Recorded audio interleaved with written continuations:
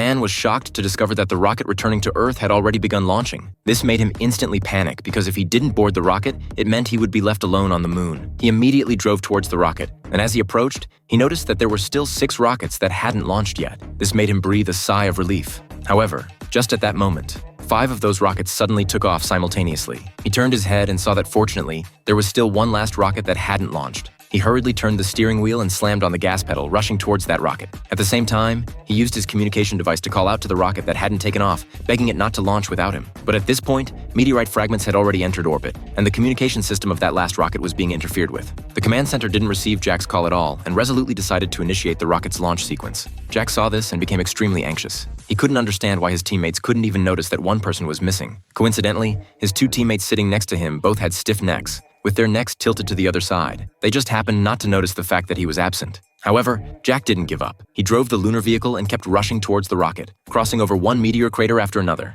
Unexpectedly, just as he was crossing the last meteor crater, he was surprised to find that it was a huge basin. Jack tragically fell into it. At this time, the rocket was already preparing to ignite. When Jack struggled to climb out of the basin, he could only watch in despair as the rocket took off. Jack immediately started complaining about his teammates, but he suddenly realized that the meteorites had already hit the Earth hard. The blue planet was instantly engulfed in a sea of fire, like a doomsday disaster. His eyes were filled with despair and shock. After 8 years of countless days and nights of hard work to prevent the asteroid from hitting the Earth, they had developed and executed the Moonshield plan. The plan had originally been proceeding very smoothly. They had successfully launched the Hammer of the Universe, but due to the influence of solar storms, the plan couldn't be executed as scheduled. Jack, with his last hope, turned on the all-channel communication and repeatedly called out to Earth. But a week passed, and there was still no response. At this point, he had to accept a cruel reality. The Moonshield plan had failed, and the Earth was destroyed. He had become the only survivor in this universe. The painful reality plunged him into deep loneliness. However, there were still ample supplies in the lunar base,